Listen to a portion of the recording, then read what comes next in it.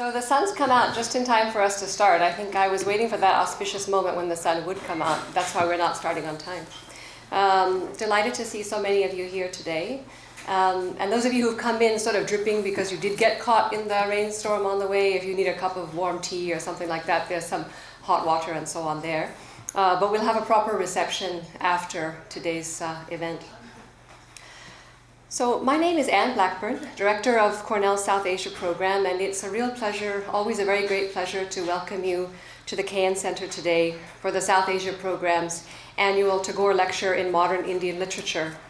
I would like to express my thanks to Daniel Bass, South Asia Program Manager, and Valerie Foster-Gitinji, the program's Administrative Assistant, who have worked hard, very hard, I almost know how hard, to arrange this event. And thanks also to our student assistants, Palina Gurung and Ali Yuan. We appreciate, as always, the Southeast Asia Program sharing with us access to this wonderful building at the KN Center, and you can admire the decorations during the reception.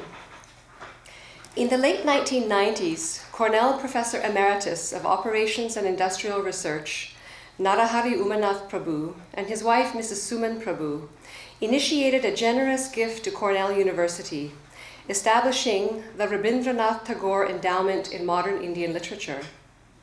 The Rabindranath Tagore Endowment was created by Professor and Mrs. Prabhu in order to honor Rabindranath Tagore, a celebrated literatus and musician, and one of the great luminaries of the late 19th and early 20th centuries. In addition, with their endowment, Professor and Mrs. Prabhu sought to project a strongly positive image of South Asian literature.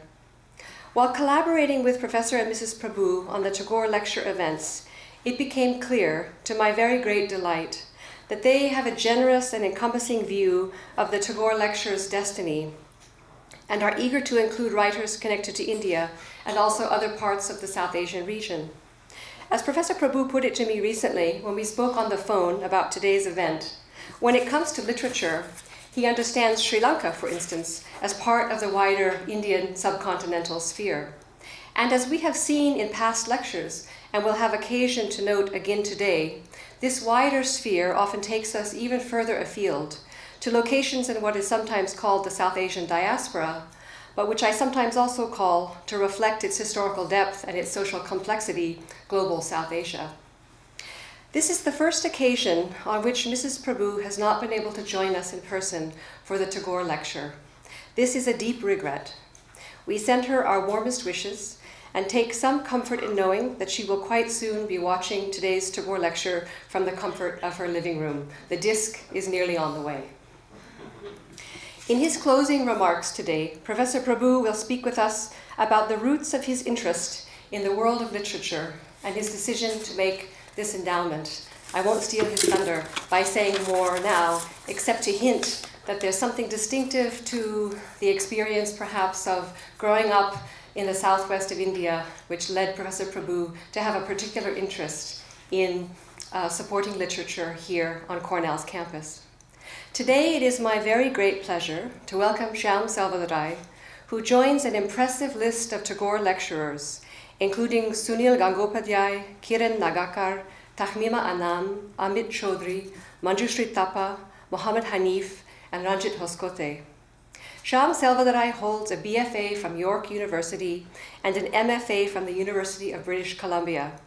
Since the publication of his first novel, Funny Boy, in 1994, Shyam has been highly sought after as a speaker, teacher, and commentator on multiple continents.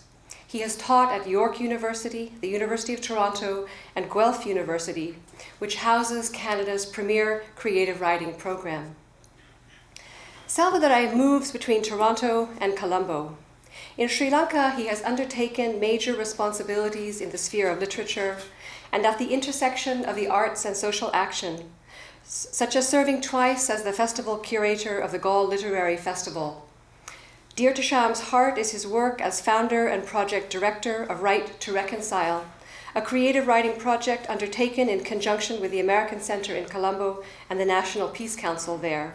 3 batches of emerging writers, ranging from their late teens to late 20s, worked with Shyam Selvadurai's guidance to craft fiction, memoir, and poetry on topics of peace, reconciliation, memory, and trauma, as related to Sri Lanka's long civil war and ongoing post-conflict processes. You'll find the resulting anthologies on the Right to Reconcile website. Selvadurais' renown as an editor extends well beyond these works from Right to Reconcile. 2 edited volumes are now widely used and enjoyed. Storywala, published in 2004 and 2005, depending on the location, is a collection of South Asian fiction. Many Roads Through Paradise, an anthology of Sri Lankan literature, published in 2014, greets me now in so many houses across continents and islands. I have been reading Shyam Selvadurais' fiction since his Funny Boy debut, with immense appreciation for his capacity to bring characters to life. Selvadurais' gaze is warm yet unflinching, exploring themes related to class, gender, and sexuality. At the heart of his work is an investigation of the haunting co-presence of love and emotional violence that so often characterizes family lives. For instance, Arji in Funny Boy and Sivan in Hungry Ghosts, Shyam's most recent novel, published in 2013, draw us into their struggles to find ways of living well in the world as young gay men whose sexuality is often unwelcomed and stigmatized, including by near relations. In these novels, the emotional violence of life at the scale of family is refracted and magnified by the wider space of social habitation, marked by the violence and cruelty of Sri Lanka's civil war and deeply classist social dynamics. Hungry Ghosts, this latest piece, is a remarkable novel in many ways, and we will have a taste of it soon, I hope. Shyam Selvadurais' most elegantly structured novel to date, in my modest view, modest since I'm an historian and not someone working in creative writing. This work is also engagingly experimental in its voice and layered temporality, constructing characters' awareness of themselves and others, partly through language taken from Sri Lanka's Buddhist literary heritage, especially Buddhist texts that focus on humans' striking capacity to exert exact violence on themselves and others across the many lifetimes of rebirth or samsara. While the emotional landscape of Selvadurais' fiction is often dark and deeply fraught, in these fictional worlds there are also important moments of grace, self-transformation, and personal empowerment. With appreciation for Shyam Selvadurais' capacity to traverse this emotional range, it is my very great pleasure to invite him to offer the 2017 Tagore Lecture.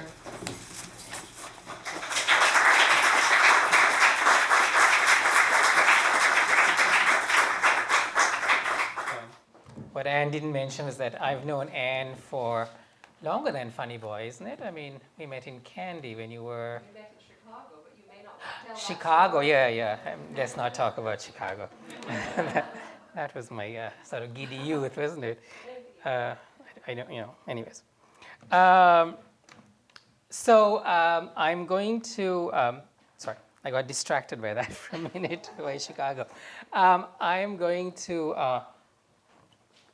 what I'm going to do is I'm going to read an essay on writing, on being a diasporic writer, and then I'm going to read 2 pieces of writing from The Hungry Ghosts, and they both have to do with the subject of homecoming.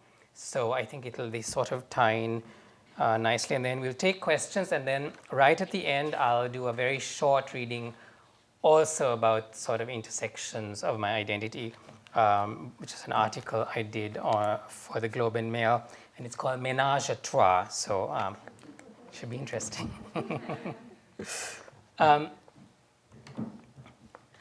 I'm often invited to read from my novels in public, and if there's a question period afterwards, someone inevitably stands up to ask the following. What kind of writer do you consider yourself to be? Are you a Canadian writer or a Sri Lankan writer? It is perplexing, this matter of cultural identity, and I'm tempted, like some other writers of multiple identities, to reply grumpily, I'm just a bloody writer, period. Yet this response would be disingenuous. I suppose I could answer Sri Lankan Canadian writer or Canadian Sri Lankan writer, but this also does not get to the heart of what I consider my identity to be as a writer. And we are talking of my writing identity here. For in terms of being a writer, my creativity comes not from Sri Lankan or Canadian, but precisely from the space between. That marvelous open space represented by the hyphen in which the two parts of my identity jostle and rub up against each other like tectonic plates, pushing upwards the eruption that is my work. It is from this space between that the novels come, from a double visionness, a biculturalism. For the majority of people, a dual identity is a burden forced on them by the fact that their bodies, or their skin colors to be precise, do not represent the nation state they are in, thus compelling them to constantly wear their difference on their sleeve and carry it around on their backs. In my day-to-day interaction with the world outside, I share the irritation, the burden, the occasional danger of this visible otherness. But when I close the doors to my study and sit at my computer, that biculturalism becomes a site of great excitement, of great marvel, the very source of my creativity. It is from this space in between, represented by the hyphen, that I have written what I consider Canadian novels set exclusively in Sri Lanka. For though the material may be Sri Lankan, the shaping of that material and the inclusion, for example, of themes of gay liberation or feminism are drawn from the life I have lived in Canada. Homosexuality is illegal in Sri Lanka, and the very real threat of physical violence and intimidation might have stopped me from exploring this theme had I lived there, being not of a particularly brave disposition. My thoughts and attitudes, indeed my craft as a writer, have been shaped by my life in Canada. It is from the clash of these cultures which occurs in the space between that the conflicts in my plot lines arise. Without them, my novels would be deathly boring to read. Not to write from the space in between would diminish me. For the first 19 years of my life, questions of cultural identity never troubled me. I was born and raised in Sri Lanka, and it was clear to me who I was. That I was manifested in being a member of my immediate and extended family, the generations before us lying in the graveyard. It was manifested in my school. Various granduncles, older cousins, and even my older brother had gone there before me, and the teachers saw me in the context of this continuity, though negatively, always expressing their disappointment at my lack of sportiness compared to my forebears. This I was embodied in the landscape, the place names, rivers, lakes, stretches of beach that were tied to the narrative of not just my life, but that of my parents and grandparents before me. This sense of identity remained curiously unshaken by the fact that growing up, I listened exclusively to Western pop music and read Western books. The rise of ethnic conflict between the majority Sinhalese and the minority Tamils, of which I am a member because of my father, even though my mother is Sinhalese, did not shake my identity. Even the growing violence, the spilling over that violence into our lives, which would ultimately force us to leave Sri Lanka, did not disturb the sense of who I was. It was the arrival in Canada that shook it. Here, for the first time, I found myself forced, like almost all new immigrants, to ask myself those questions about who I was. What did it mean to be Sri Lankan? What aspects of my culture made me Sri Lankan? What aspects didn't? What was the essence of Sri Lankanness? The answers readily furnished themselves and had actually been with me all through my life in Sri Lanka. I had just not known it. All colonial societies in their struggle for independence and the forming of a new nation reshape and redefine their identity. This drive for a cultural identity involves the establishment of a collective essential self that is shared by people with a common ancestry and common history. This essential identity is seen to be unchanging and eternal. It provides a common frame of reference to a newly emerged nation. The goal of these nations released from colonialism is to bring to light this identity that has been suppressed and distorted and disfigured by the colonial masters, to express this identity through a retelling of the past. At the core of this identity lies the idea that beyond the mess and contradictions of today is a resplendent past whose existence, when it is discovered, will restore us as a culture, as a society.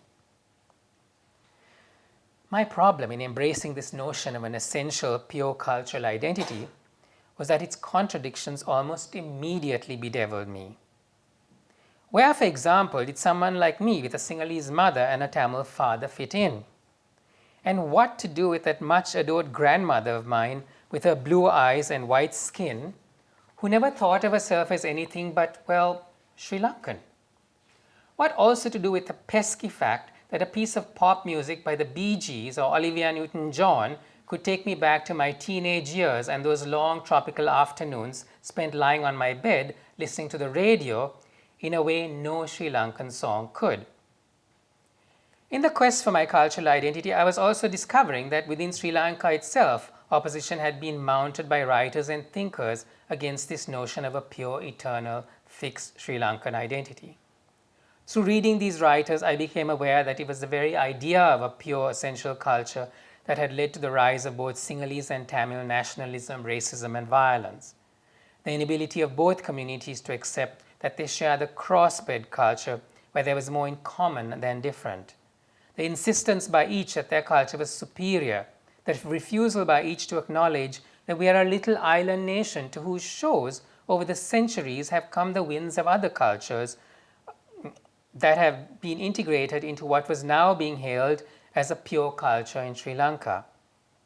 I could not ignore that it was this very notion of purity that had ultimately brought such violence to my family and forced us out of the country. On a personal level, I was beginning to come to terms with being gay, beginning to live out another very important part of my identity. It was very clear to me that the pure sense of being Sri Lankan was based on rigid heterosexual and gender roles. Where did someone like me belong then? By being gay, was I no longer Sri Lankan? And if that was not the case, what did it mean to be both Sri Lankan and gay? How to live out this combination of identities?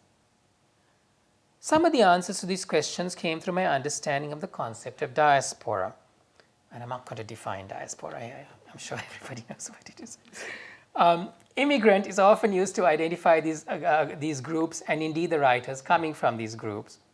The problem with this term is that the emphasis is on the act of arrival in a new land. It conveys a sense that someone is a perpetual newcomer, a perpetual outsider. The term immigrant does not leave much room for the process of becoming and changing and the dynamic cultural mixing that diaspora suggests. Diaspora also allows for the encompassing of a wider range of people and experiences. On the one hand, the idea of diaspora acknowledges that the history and culture from which we have come is not an illusion. Histories are real. They have produced concrete and symbolic results. The past still informs who we are, and the truth is that the discovery of hidden histories has played a very important function in many social movements of our time: feminist, gay, anti-colonial, anti-racist.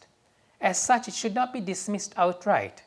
A collective identity can be very effective as a tool of resistance and empowerment and freedom.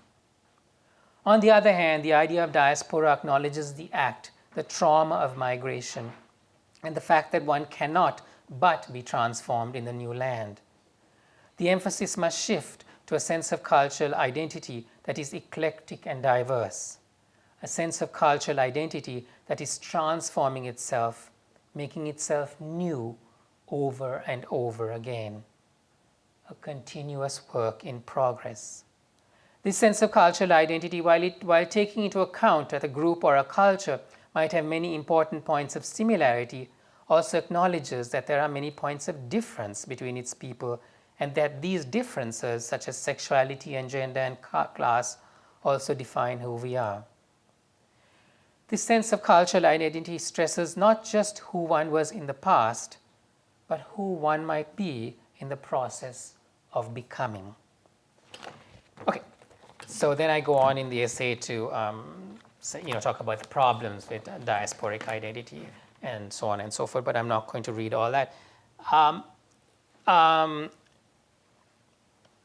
So that piece was written before I wrote the Hungry Ghost, and so I do now write about Canada, and the novel does actually go between between Canada and Sri Lanka. And so what I thought was I would start with the Sri Lankan part and then move to the Canadian part. So the protagonist or the narrator of the novel is a young man named Shivan Rasaya. At the beginning of the novel, he and his mother are preparing to go back to Sri Lanka to bring his grandmother. They've got a special dispensation from the Canadian government to bring the grandmother back to basically die because she's very sick and there's nobody to look after her there.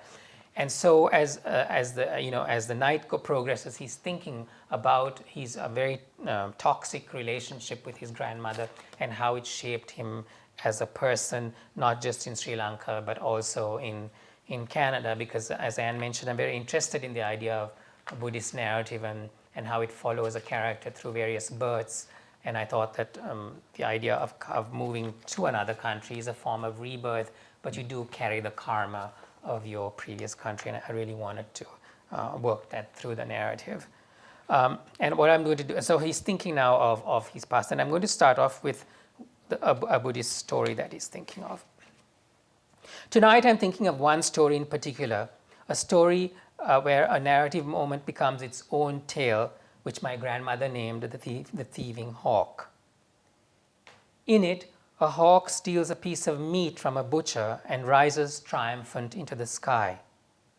Soon, however, other hawks surround him and try to pluck the meat away, tearing at the thieving hawk with their beaks and claws. He tries to escape them, refusing to give the meat up, even though he's bloodied and wounded. Finally, however, his agony is unbearable and he lets the meat fall. The other birds swoop down to grab it, tearing and clawing at each other now. The thieving hawk flies away, injured and starving, but free of the thing that caused him such suffering. That is how I think of my mother in the days after my father died, sprawled out in a plastic chair, head tilted towards the morning sun, exhausted but at peace, her waist-length hair, which she had let down over the chair, flickering with sunlight. When my sister and I spoke to her, she was mild and gentle, touching our faces and arms with her fingertips, no longer cruel and showing us a way. She began to do things she had never done before, such as bathe us, feed us with her own hand, and read to us in the evenings. In the middle of the night, I would often feel my bed give as she climbed in and held me close, gently pressing up and down my limbs as if checking for fractures. Then she would get up to repeat this affection with my sister. When my father was alive, there was hardly a night my sister and I fell asleep without the sound of our parents' fierce whispering in the living room or outside on the veranda, my mother crying, my father pleading. Sometimes my mother would not be able to contain her anger, and she would yell at my father, calling him a ponneya, a faggot, railing at his weakness and incompetence. When they first met, my father had been a junior executive in a prestigious shipping company, but soon his ineptitude began to affect the company, and when he lost a major Japanese client, he was fired. Over the next few years, my parents, my sister, and I moved continuously as my father's bungling cost him job after job. With each sacking, he fell to a lower level of employment until finally, by the time I was 6 years old and my sister 8, he had sunk to manager of a little guest house. The rooms, when they were occupied, were usually taken by traveling salesmen and low-level civil servants on circuit. From our manager's bungalow at a far corner of the compound, we would hear their drunken bawling, the same tired baila songs with their lewd lyrics. In typical Sri Lankan form, the men would not eat until they were tight, and so the staff was kept up well past midnight before dinner was served. My father would return to our quarters in the small hours of the morning, bleached with fatigue. Not long after we moved to the guest house, a kindly stranger, whom we would later know as Sunil Mama, my grandmother's cousin, started to visit us, coming once a month and always bringing my sister and me a box of Candos chocolates. My mother was imperious, speaking crossly as if she was doing him a favor, tolerating his visit. At the end, he would always give her an envelope of money, and each time my mother sneered, "Is this her money?" No, no, Hema, Sumi Mama would say with an anxious smile. It's mine. Well, my mother would declare, even as she opened the envelope and counted the notes, if it's hers, I don't want it. After Sumi Mama's third visit, my sister and I wanted to know who her was. Your grandmother, who else? My mother snorted.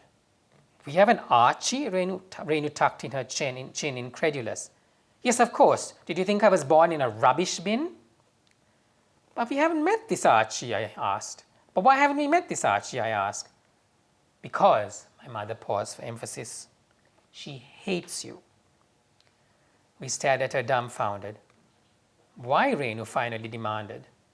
Because you're half Tamil. Your grandmother didn't want me to marry your father because he was Tamil, and now that you're half Tamil, she hates you. My mother said this in a way that would not tolerate any further questions. We were not really surprised that someone hated us for being Tamil, for by the early 1970s, the tension between the majority Sinhalese and the minority Tamils was escalating, particularly around the latter's desire for a separate state. My father was resented by the waiters and other workers in the guest house who were all Sinhalese, and he had a hard time maintaining discipline. Though the staff were kind to us, they felt no compunction referring to him as a Tamil dog in our earshot. My sister, who my parents discarded, had made caustic and who looked like a midget spinster with a sharp dark skin and hair cut in rigid lines, would often taunt me, saying I could never escape being a Sinha Tamil, but that she would marry a Sinhalese one day, change her last name, and no longer be Tamil. Then she would be rich and never allow me in her house, whereas I would end up a beggar man. This threat would send me howling to my mother, who would cry, "Stop being such a baby," and bat my arm off. Our father died of a heart attack, keeling over with a surprise shout one morning while doing the accounts in his office. We barely knew him, and so his death had little impact on us. He would be gone from the manager's bungalow in the morning before we woke up and come back when we were asleep, spending all day at his office to avoid my mother. Occasionally, he had tried to do something fatherly, such as take us into town to see a visiting circus troupe. But he was so awkward, begging for our affection with chastened glances, that we felt stifled by him and were always glad to return to the rudeness of our mother. We saw that by losing our father, we had this new gentle mother, and we gladly traded him to death in exchange for the person she had become.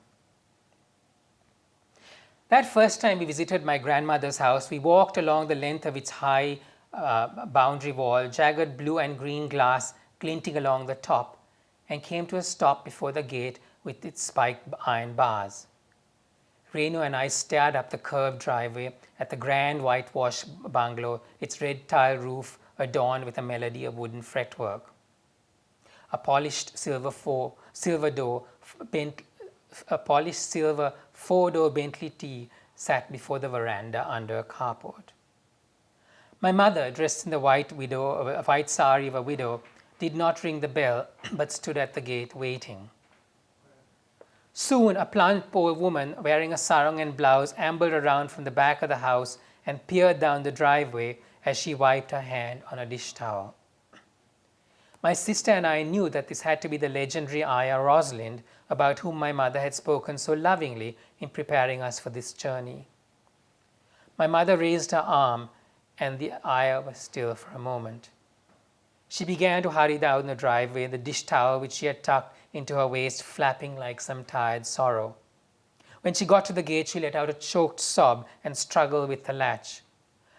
"Ane Baba," she cried as she stepped out, "the gods have been good to grant me this sight of you." She began to weep, touching my mother's face, her hair, her shoulders, her arms, saying, "Ayyo Baba, look at you, so young and already a widow." Soon my mother was crying too. "I never thought I would see you again, Rosalind. I never did." The Ayah held my mother's head against her spice-stained bosom. "You're home now, Baba. You're safe." She noticed us, and letting go of my mother, knelt on the ground, the sweetness of roasted cumin powder coming off her. Rosalind gently took my hand in hers. "He's beautiful," she whispered to my mother, "just like you were as a child." "Oh, don't tell him that," my mother said with a laugh and a sob. "He's already spoilt enough." Rosalind patted Renu on her head and said she had heard my sister was very good in school, just like our mother had been.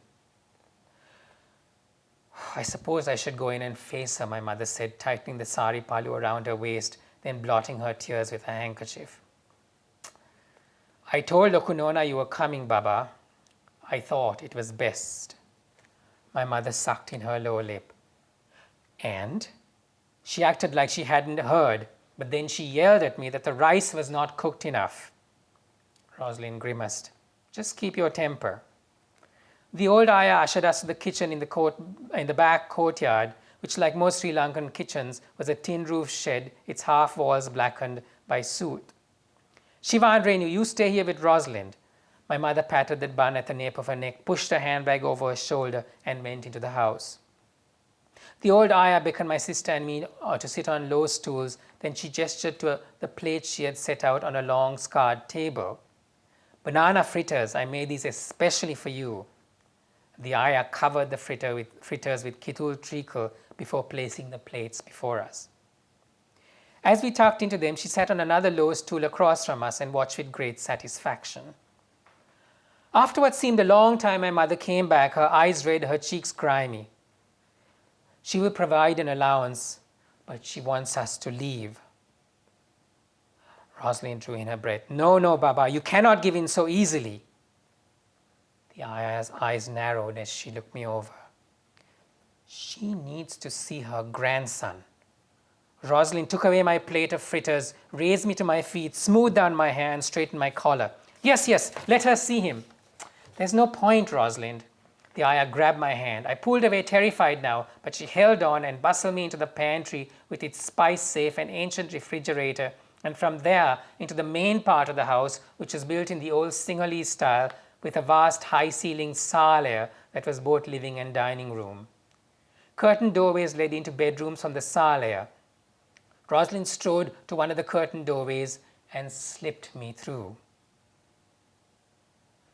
A tall, thin woman in a long nightgown and housecoat was seated elegantly upright in bed, polishing a tiny silver teapot, the coverlets scattered with porcelain ornaments and silver objects. My grandmother snorted like a startled horse and dropped the teapot, which clinked and bounced on the mattress. I began to whimper under her stare, sneaking frightened glances at this stranger with knotty arms, rope-like tendons in her neck, long graying hair in stringy strands about her shoulders. She finally looked about as if searching for some escape, then picked up a silver teapot and began to rub it vigorously, her gaze sliding towards me, then darting away. "Rosalind, Rosalind," she suddenly yelled, her voice shrill. "Come here, immediately." When the old ayah presented herself, my grandmother cried, "Have you given the boy something to eat?" Rosalind sucked in her breath, dismayed. "I never thought to, Lokunona." "Why not?" my grandmother shrieked, flinging her polishing cloth on the bed. "Is there only cow dung between your ears?" She fluttered an arm in my direction. "This poor little boy has probably not had a meal since breakfast. Can't you see the way he's crying from hunger? Aiyo, take him away, take him away. Feed the poor thing for goodness sake." With that, she grabbed her cloth and began to rub another ornament, muttering under her breath. Rosalind took my hand, and we left. My legs were trembling from witnessing my grandmother's anger, but Rosalind looked well pleased with herself and nodded to my mother, who was in the saleh with my sister. The ayah set me up at the dining table with another plate of fritters, which I greedily consumed, being ravenously hungry in that way one is after a fright. As I ate, my mother sat at the table watching me with a wry, defeated smile, my sister glaring at the second helping of fritters she had not been offered. There was much activity going on in my grandmother's bedroom, and after some time she bustled out wearing a white Canadian sari, hair knotted at the nape of her neck. She glanced past my mother and sister to me, then flapped towards the front door, chin tilted, as if I had slighted her in some way. "Rosalind," she said, crooking her finger for the ayah to follow, "I'm going for my evening puja. Tomorrow, when you go to Satya stores, buy 2 plastic school lunch boxes, one blue and one pink. Yes, Lakunona. Rosalind shot my mother a triumphant look. My grandmother saw the look. She rummaged through her coconut frond purse, then let it fall to the ground, coins spattering over the polished red floor. Rosalind made to go forward, but my mother lifted her hand. She rose from the chair. Getting down on her knees, she crawled over to take the purse from my stony-faced grandmother, then still on her knees, scrambled around to retrieve the coins, all the while keeping her luminous gaze on my sister and me. When every coin was picked, she crawled back to my grandmother and handed the change purse to her. My grandmother took it and continued towards the veranda, her car starting up as she went out to it. My mother stayed on her knees, looking after her. She was 29 years old, and her life was over. So that's that.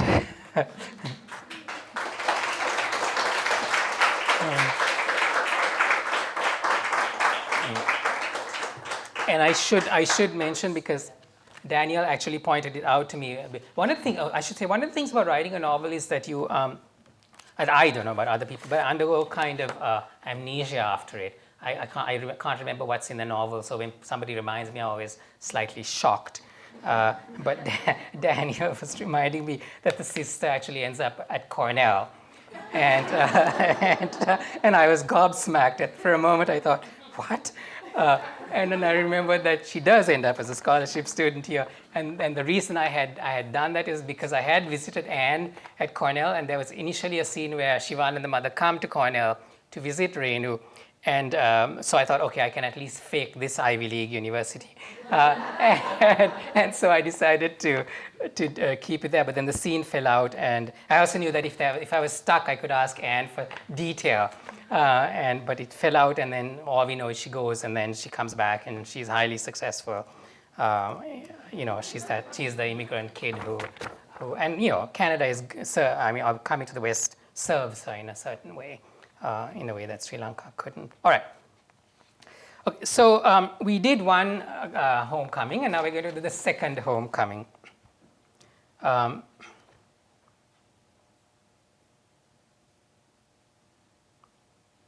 Sorry, hold on, let me find. Okay.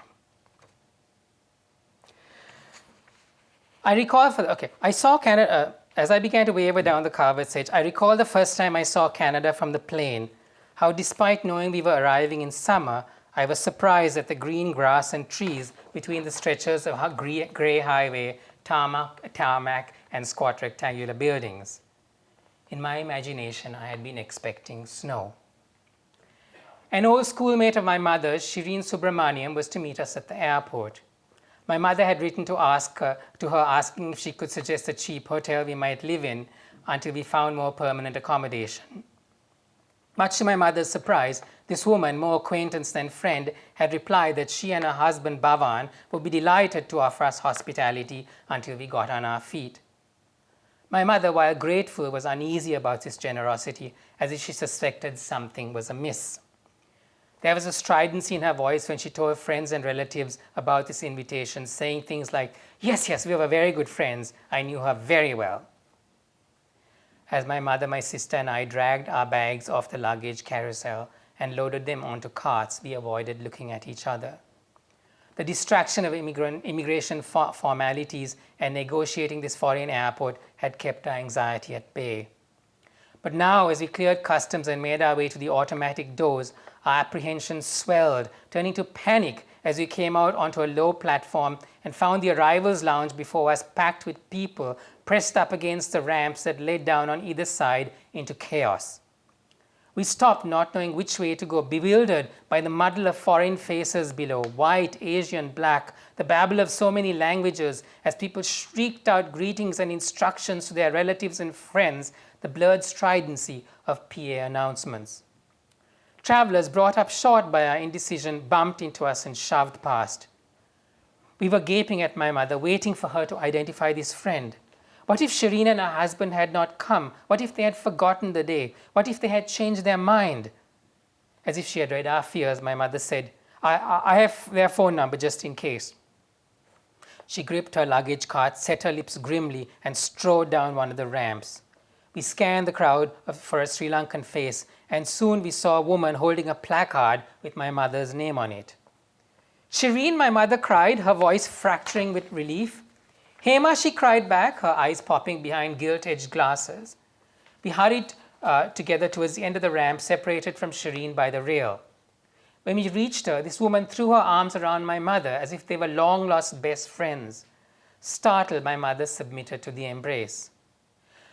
My, how grown up these children are, she cried, as if she had known us when we were little.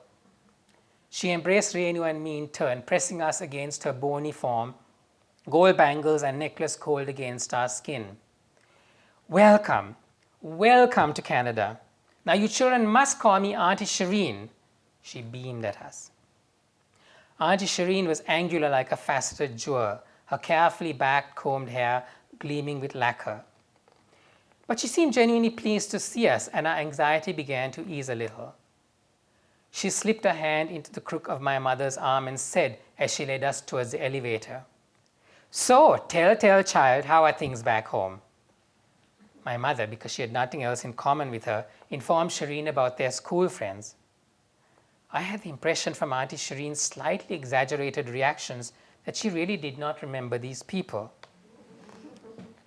Soon we were on the highway, and I gazed out at large billboards taking in the plump, gleaming food of fast food chains, models in department store clothing, the hard, gleaming bodies of men in an underwear ad. The sheer size of the billboards seemed the promise of affluence and happiness. Then there were the cars, so new and clean, not belching diesel smoke as they did in Sri Lanka. The speed at which everyone drove was terrifying, the foreignness of a seat belt constricting. As she drove along, Auntie Shireen informed us that her husband had gone on a week-long golfing trip with some of his fellow real estate agents. Oh, he was so disappointed he couldn't be around to welcome you, she said, her voice resonant with some emotion I couldn't identify. In Colombo, a 15-minute trip was considered long, and this drive, which took us an hour, seemed to go on forever. Soon the streets all began to look alike. I wondered if Auntie Shireen had made a mistake and we were looping back. The billboards we passed had the same images as the ones we had driven by earlier. The Subramaniams lived in the upscale suburb of Unionville. Once we pulled into their subdivision, we were in the midst of large detached houses with 3-door garages and sloping manicured lawns, rock-lined flower beds prim with rows of colorful portulacas.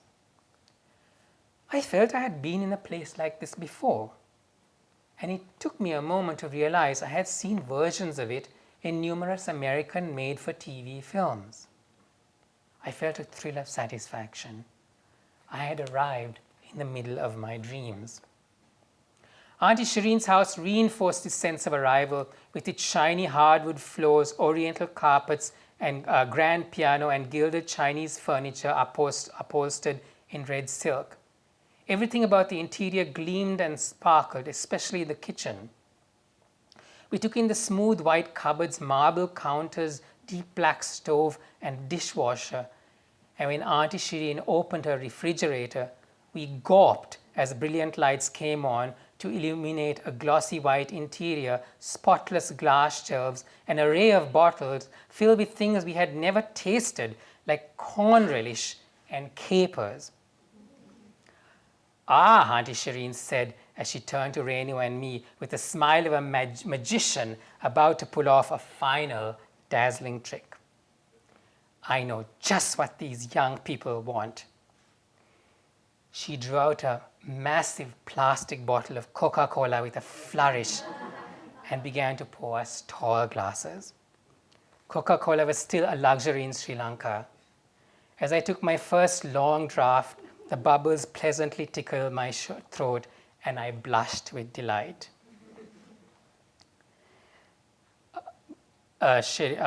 Now you all get changed and showered, then we will have dinner, Auntie Shireen cried. She winked at Renu and me. I know exactly what you'll be wanting. She paused for dramatic effect. Kentucky Fried Chicken. The morning after we arrived, I went out for a jog. I told myself that when I arrived in Canada, I would take up this sport I had seen so many Americans do in films. I had even got myself an outfit, a blue tracksuit with a double white stripe down the outside seams, a matching headband. I made my way along the sidewalk with the lumbering gait of a first-time runner, fists clenched, elbows pressed to my sides. Some of the neighbors were up getting papers, watering lawns, walking dogs, gardening. I was acutely conscious they were white, but they did not seem aware of my difference, and a few even raised a hand and called out morning as I passed. Soon another jogger bounded towards me, a tall, blond young man. He was wearing shorts and a singlet, and I felt caught out in my full tracksuit, now sweat-slickened inside.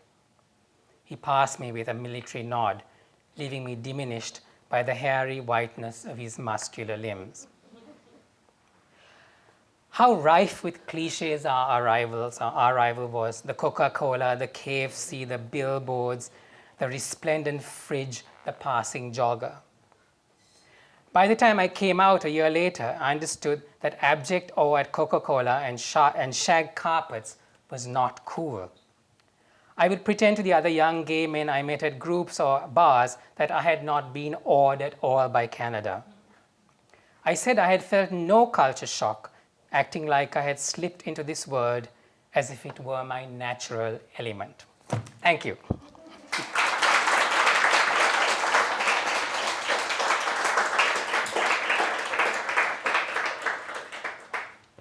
Lovely, thank you. So we have a chance for some questions, and then words from Professor Prabhu, and then your final reading. Yeah. Short one. And you don't have to have read the books to have asked questions. You can just ask. I always leave that option to people. So. I have a question. I did not understand completely the ethnicity problem that you raised. Ethnicity. Yes. Between the Sinhalese and the Tamils. What I find is that when I fill out some medical forms, they want to know which race I belong to. I refuse to sign that. I say that I belong to the human race. That's between the Creator and myself. Yes, I agree. Or you could do what the people in Sarajevo did when they were sent the census. I think on the ethnicity and race, they wrote teacup and saucer. So you could do that too. On the other hand, in modern day politics, different ethnic groups claim special status or special recognition. More and more is happening, based on religion, based on the origin, kind of from Canada or from Southeast Asia or whatever. Yes. So is that acceptable by your thinking? to claim ethnicity is sure. Why not? I mean, I think we live in our sort of ethnicities and cultures, and they only become claimable. You only actually claim them when they're under threat. I find, as a friend of mine says, he says, I woke up in Sri. Sorry, I should tell you, in Sri Lanka in 1983 was the beginning of so you could think the beginning of the civil war if you wanted. He said, I woke up one day in July 1983 and I was Tamil suddenly, And so I think that ethnicity becomes contested, and when you feel that you're under threat, then it becomes something that either is thrust at you or a combination of being thrust at you and something that you have to resort to for safety sometimes to feel psychologically whole. So I can't completely dismiss it as nothing, but I also understand that claiming it in a rigid way can lead to what happens in Sri Lanka on both sides. So it's a complex question that And then, as I said in that first talk, is an evolving thing. Ethnicity is evolving, and we shouldn't essentialize it, basically. Yes, all the way at the back. So my question is about your book, The Cinnamon Garden. Yes. Because I think you bring up a good point of the identity of in Sri Lanka transitioning from caste-based identity to ethnic-based identity. I mean, I went to school in Sri Lanka, and the Danmore Constitution, which did this, we never studied about this. It was held as the Constitution that gave the vote. But did you intend to give this sort of a historical perspective in the novel? Because I felt like I got more history out of that book than any history I have read about Sri Lanka up to that point. Thank you. That's always very. I'm so delighted when a Sri Lankan says that. I think that for me, yes, I mean, I was interested in that history. I think what happened was I got interested in the story because it was my grandmother's story, and I got interested in my grandmother's story and her sister's story. And then as I began to research the period, I also didn't know this history, and I also was finding out things about it that were absolutely fascinating. And so then I got excited, and I thought there was a way to put it in the book, that this was sort of the beginning of everybody scrambling for their little piece of Sri Lanka, and and this kind of divisions and stuff. So yes, I was very keen to put that in at that point, and as a kind of starter. And also, I mean, I kind of wanted to slightly begin. We are very, the politicians in Sri Lanka are always very quick to sort of refer to any ill in Sri Lanka is referred to colonialism. And I just kind of wanted to say, well, here was the opportunity. They actually, went a little further than Sri Lankans are ready to go in terms of giving universal franchise, for example, which Sri Lankan politicians at that time didn't want, and that somehow just kind of twisting the historical narrative a little bit through the novel.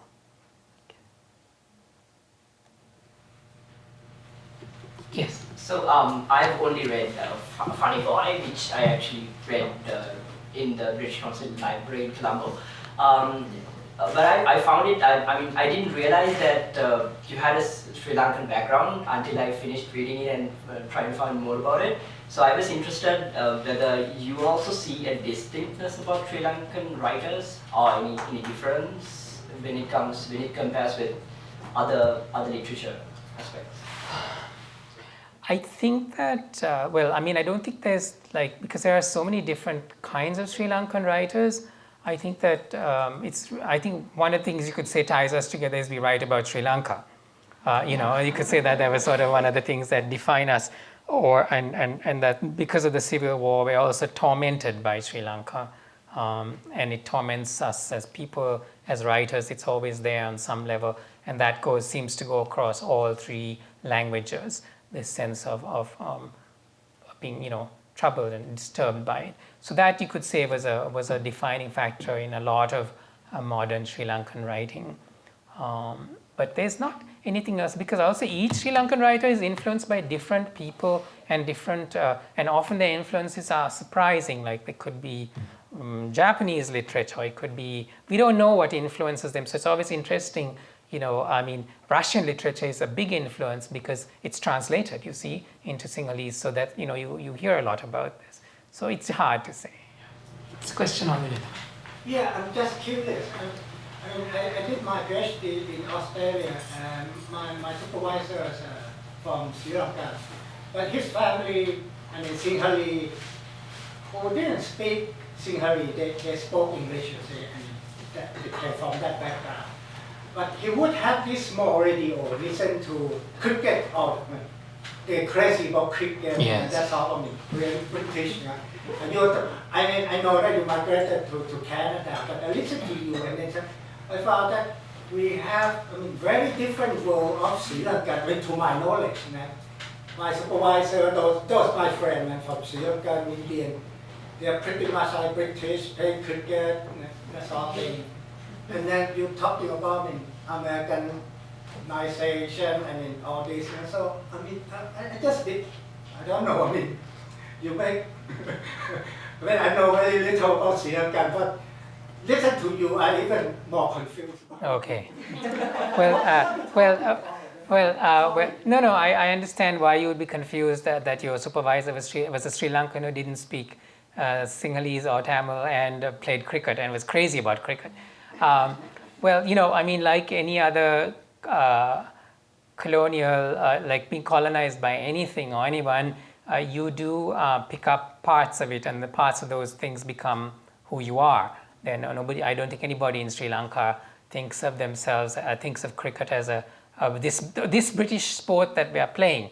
What they think was, is the Sri Lanka team good enough to kick the Britishers, British ass in this thing, or can we beat Australia, or such and such, And then the Indians and Pakistanis both love Sri Lanka because they want to see Sri Lanka cream the other team, you see.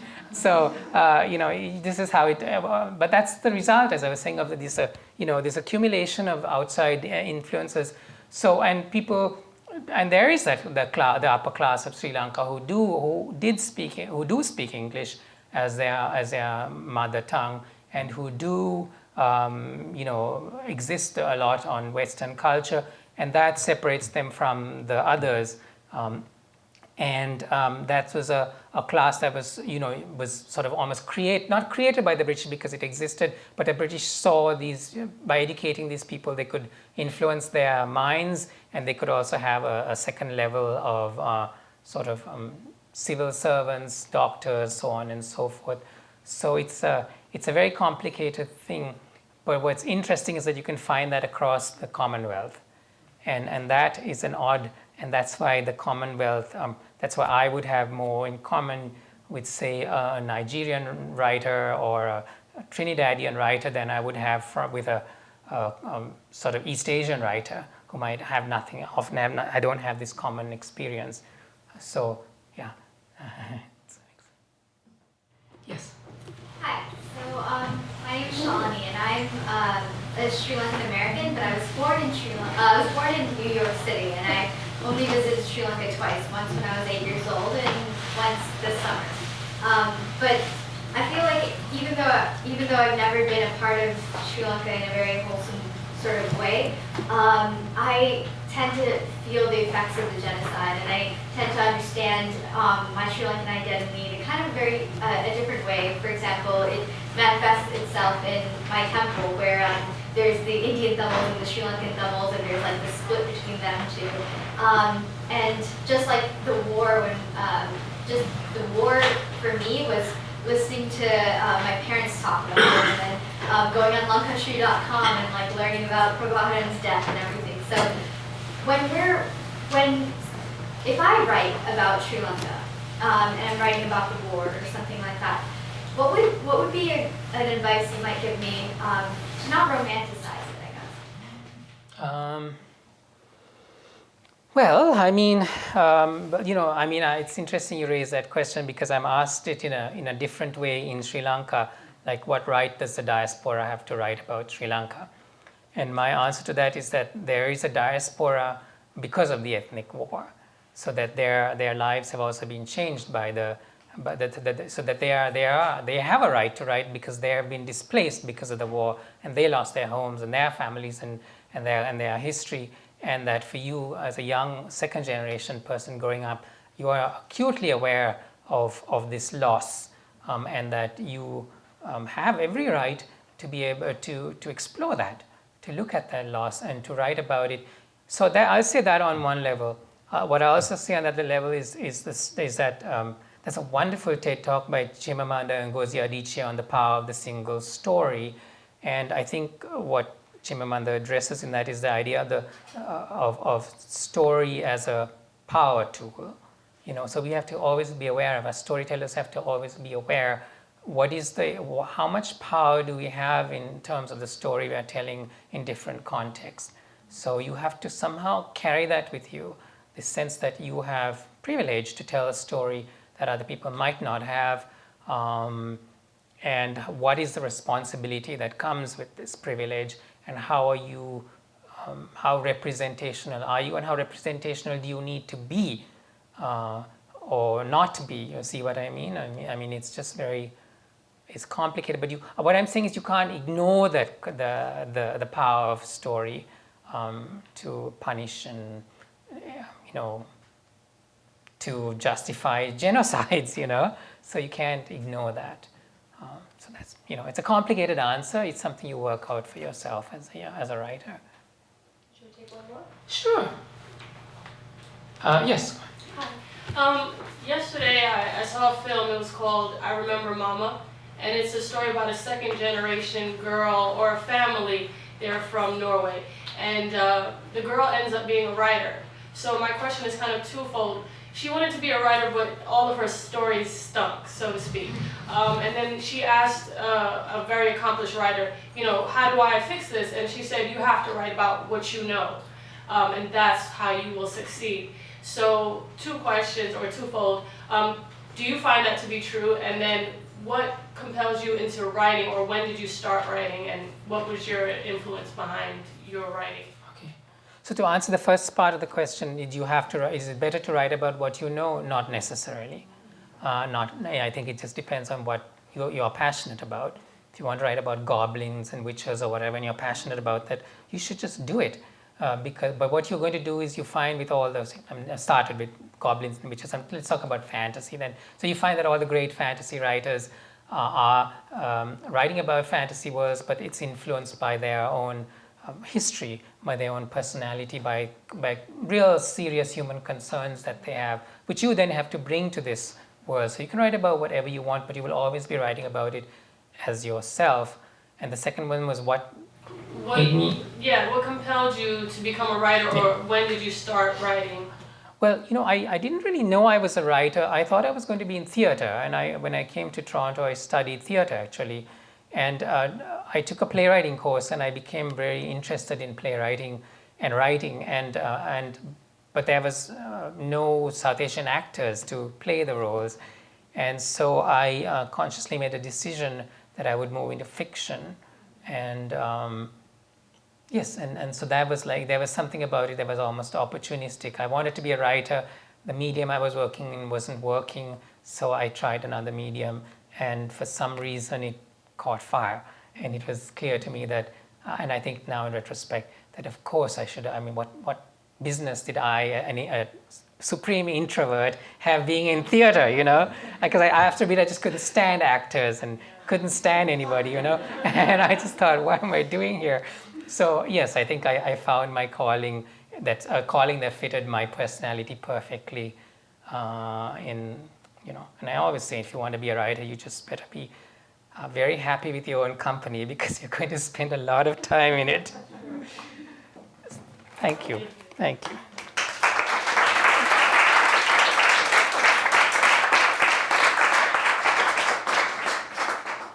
Professor Prabhu, if you are willing, we would like to invite you to say some words in conclusion of the discussion. And then, are you still interested, Shyam, in doing a? We have time. If we're always happy to have a little bit of an encore, Sure. So, but let us hear. Yeah, exactly. I don't think they're going to let you off the hook on that one. But we would really like to hear from Professor Prabhu.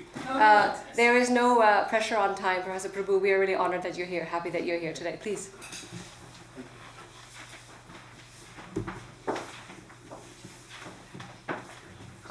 I've got just two comments to make.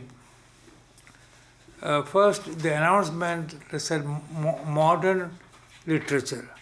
I want this to be a modern Indian literature. But my idea of Indian, it covers the whole Indian subcontinent. In fact, we have covered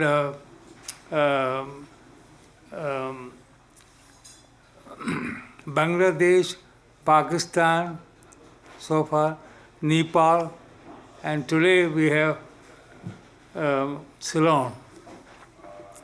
I'm using the old word Ceylon. Sri Lanka is the preferred term. Well, the Sri Lanka is part of the Indian subcontinent. Sri Lanka is included in the Ramayana.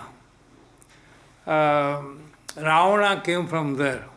In fact, at one time I heard that people in Ceylon of Sri Lanka wanted to write Ravanayana instead of Rama, and so on. Okay, that's one comment. The second comment is regarding a point that comes up every time, mainly from our Indian friends. God bless them, if they believe in God.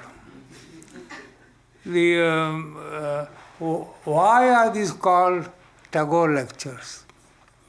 So when I was growing up in British India, my heroes were Mahatma Gandhi and Rabindranath Tagore, a man of political action and a poet. But that's not strictly accurate classification, because when H.G. Wells wrote to Nehru telling him, why are you so people against us? After all, we taught you English. If not for that, you would not have come up to the stage. Tagore wrote a reply. Nehru was in British government's guest, namely in prison. Say that whatever you say about English is fine, but my people are starving. Bengal famine at that time, and the British government did not take care of them. That's why Gandhi, because for the first time he introduced this concept of peaceful resistance. I had the good fortune to go and touch his feet. I was just about 5 years. My mother took me there. He was staying he was having a guest in my town. Anyway, so that's what I want to say. Though in a way, I'm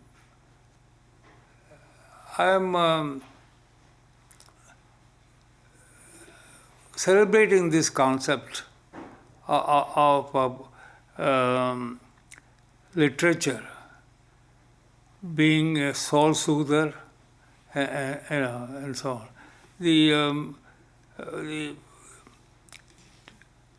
Tagore, as I have said in many ways, he apart from his music, novels, short stories, and so on, wrote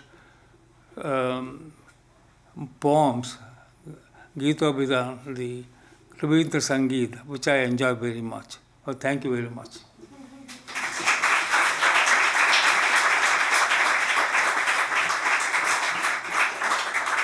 Thank you for that, and thank you for. So now, I have to put on my these glasses. I was dying to have a pair like this where you can fold it up and take it to the restaurant and all that. And guess where I found it? In Sri Lanka. Sri Lanka continues to amaze me by the things it suddenly has. So when I put it on, I actually think of myself going for a swim, my daily swim, and then stopping off, thinking, what if they have it at this place? So it has an odd memory to me of finding it there. Okay, so, right. Okay, so the article is called International Ménage à Trois. The quarrel began as many lovers' quarrels do over a triviality, getting the milk. By then, Andrew had been in Sri Lanka 3 weeks. It was his first trip to the country that had been my home until I was 19, and which I still considered home at that point, despite 11 years in Canada.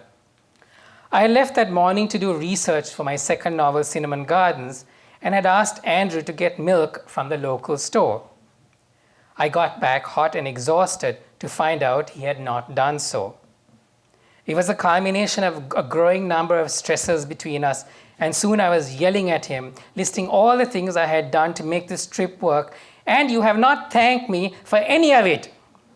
Thank you, Andrew shouted in response. We had known each other 4 months, having met at the launch of my first novel, Funny Boy.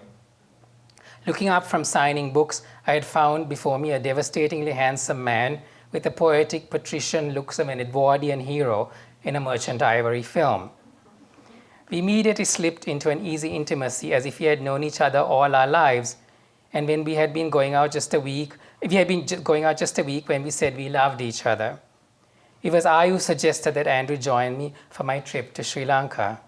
He accepted, and I was overjoyed.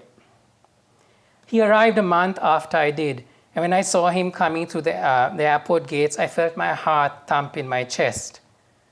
The first few days were bliss. We had never shared a living space and could not pass each other without kissing. We spent long afternoons in bed holding each other and talking. But then things began to go downhill. What neither Andrew nor I had anticipated was just how foreign he would be in Sri Lanka, how helpless. Nothing summed this up so much as the reason he had not gotten the milk.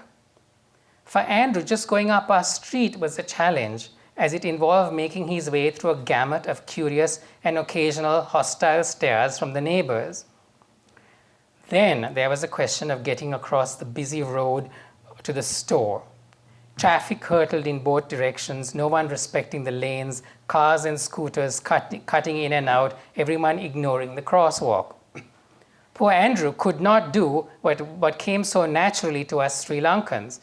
Dart to the middle of the road, stand there while traffic rushed within an inch of you, and then when there was a small gap, rush across to the other side, signaling all the while frantically for the oncoming traffic to slow down or stop. Andrew was also bored and trapped. I was often away doing research, and our rented house was in an isolated suburb. He had nothing to do but read or watch TV programs in a language he did not understand. Periodically, a troop of monkeys would come visiting, jumping up and down on the roof, sounding like bombs going off, which further frayed his nerves. And because monkeys are often vicious and rabid, he was frightened to go out into the garden. I should have been more sympathetic, more understanding. But Andrew's foreignness scared me, and it made our relationship seem suddenly frail and impossible. I loved Sri Lanka, and if he could not love it and belong in it, how did we work together? Out of fear and despair at losing this person I loved so much, I became angry with him. A simmering tension grew between us, only heightened by the fact that Andrew often had to accompany me to dinners at the homes of friends and relatives, dinners at which he would sit in silence, largely ignored, as the rest of us reminisced about the good old days. Finally, Andrew reached a breaking point at a party when one of the female guests took an instant dislike to him and stared at him coldly when introduced, probably because she was homophobic, and he was the living representation of my sexuality. At dinner, noticing the way he was scooping up the curries with a piece of chapati, she declared with sweet malice for the whole table to hear, "Oh, look why he's making little pizzas." And Andrew later yelled, having informed me that he would not attend another dinner or party, "I was not making little pizzas. I was eating exactly the same as everyone else." Nothing quite tests a relationship like traveling together. It shows you the weaknesses in your union, but it can also strengthen your love. And we did love each other. So once we had let all the steam we needed to, we sat down to share our feelings and point of view. One of the things this trip to Sri Lanka was making us realize was that we were really in a ménage à trois. Andrew, me, and Sri Lanka. We were both understanding that the longing and passion an immigrant feels for the country he has left takes up a lot of emotional space. We had to learn to negotiate and cope with this third element in our relationship. Once we had begun to understand this, our relationship got even better. Andrew joined the Colombo swimming club, where he would relax by the pool while I rushed about town doing my research. I began to say no to some of the dinner invitations. We look forward to our ritual gin and tonic at the club, watching the sunset over the Indian Ocean, Andrew filling me in on the gossip and goings on of the expat community, which he observed and listened to in appalled and titillated. Soon he was falling in love with Sri Lanka too. In the years to come, we would make many trips back, even spending a whole year there. Andrew would soon be crossing the street in true Sri Lankan style. Thank you.